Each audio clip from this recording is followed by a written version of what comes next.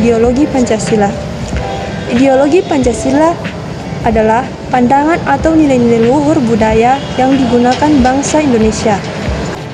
Ideologi juga merupakan gabungan dari bahasa Yunani, ideos dan logos, yang berarti tujuan, cita-cita, sudut pandang, pemikiran, dan pengetahuan. Sementara Pancasila berasal dari bahasa Sanskerta yang terdiri dari dua kata, yaitu panca yang berarti lima dan sila yang berarti prinsip atau asas. Pancasila ialah sebagai ideologi yang mempunyai makna.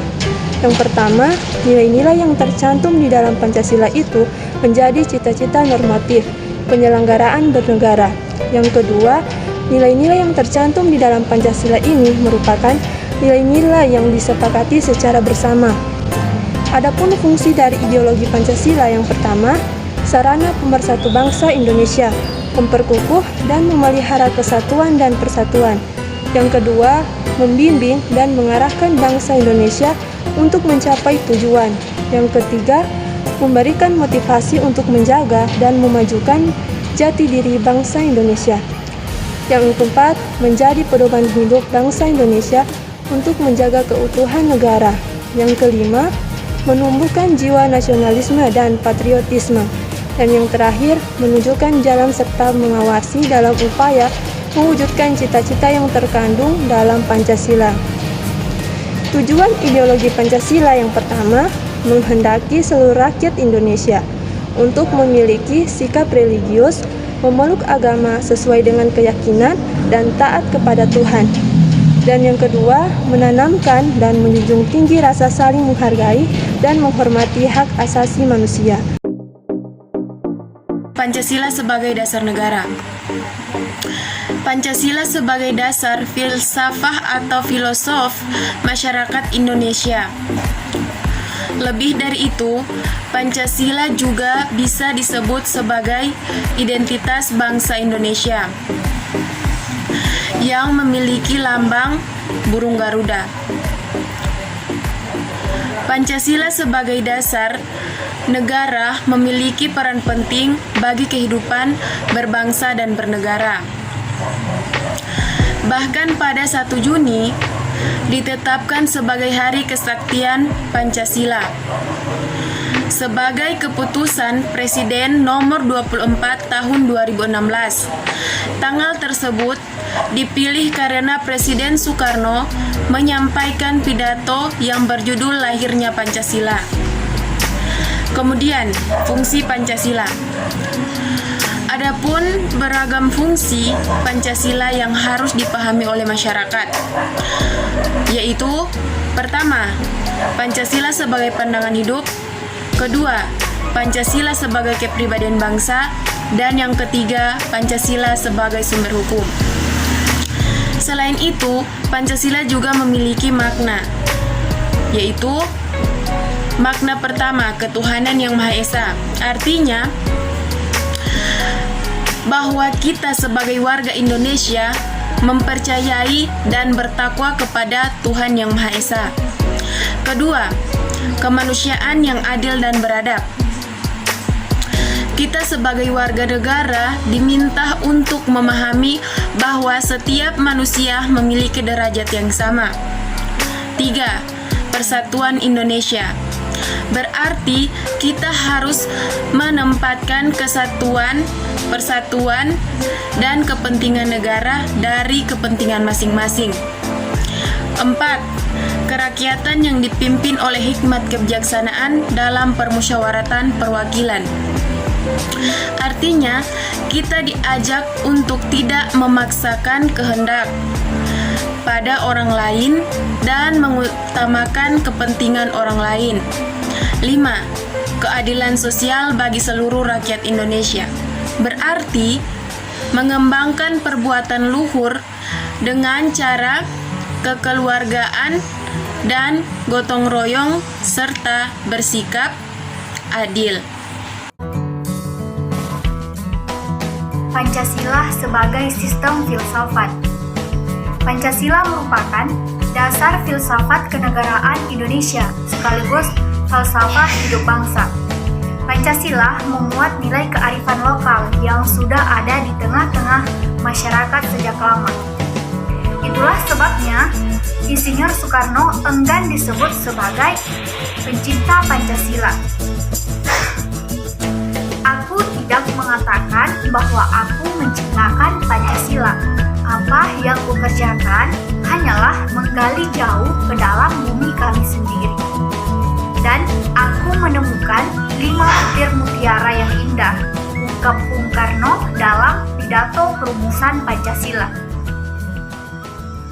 Dengan demikian, apa yang dilakukan Bung Karno beserta para pendiri bangsa bukanlah membuat Pancasila, namun mereka hanya memperjelas nilai-nilai yang bersifat implisit untuk dituangkan menjadi suatu yang lebih konkret. Filsafah bisa diartikan sebagai pandangan hidup seseorang atau kelompok yang merupakan konsep dasar dari kehidupan yang dicita-citakan.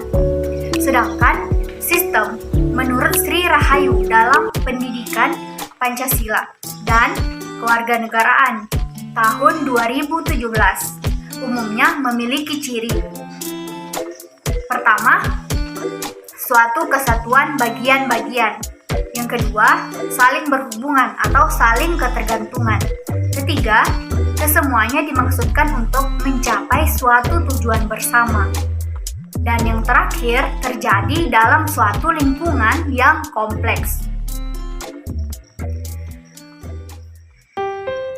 Dengan demikian, Pancasila sebagai sistem filsafat adalah suatu kesatuan saling berkaitan, bahkan saling berkualifikasi antara satu sila dengan sila lainnya, sehingga membentuk suatu struktur yang menyeluruh untuk tujuan tertentu.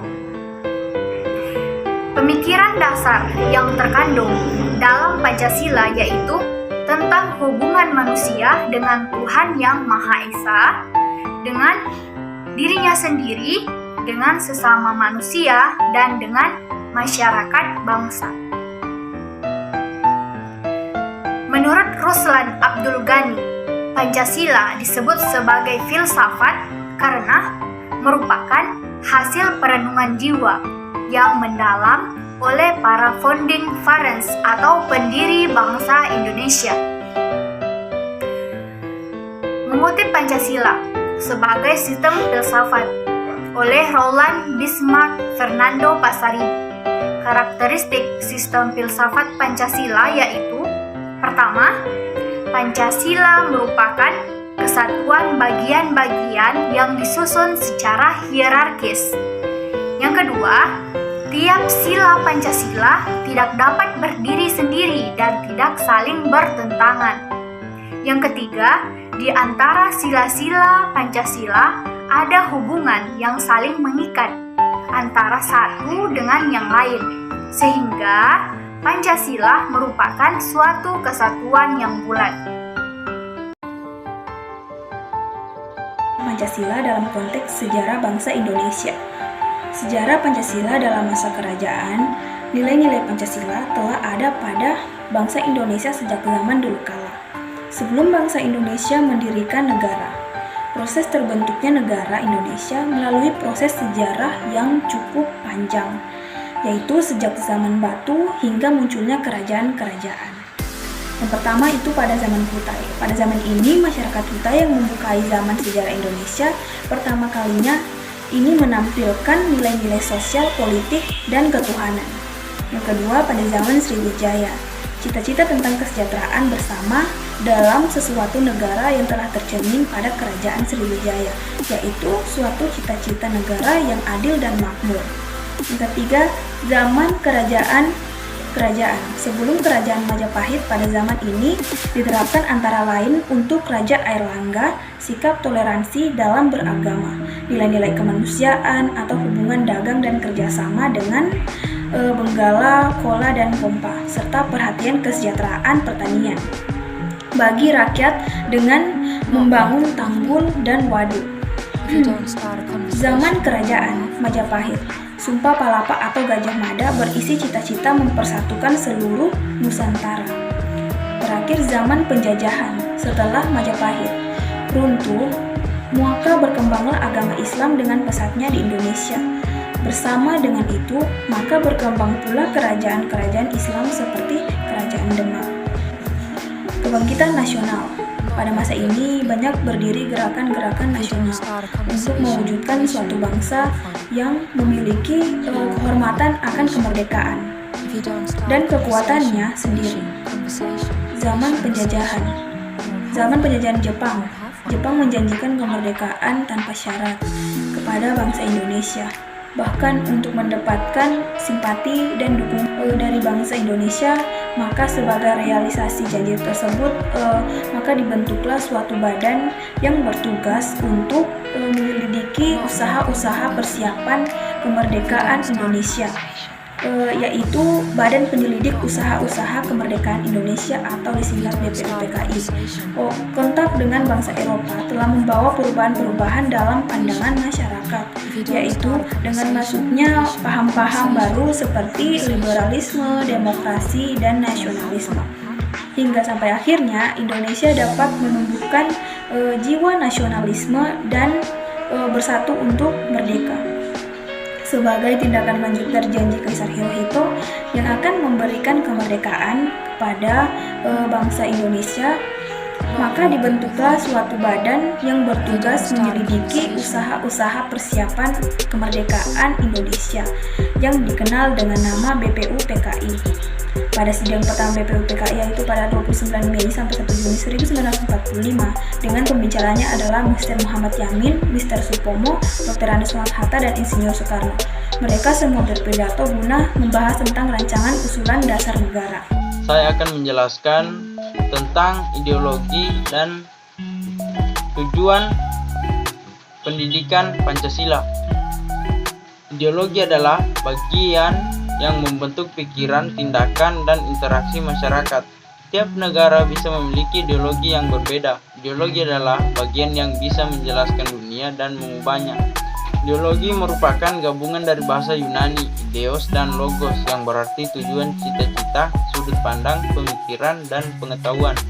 Ideologi merupakan seperangkat ide atau keyakinan yang menentukan cara pandang seseorang untuk mencapai tujuan dengan berdasar kepada pengetahuan.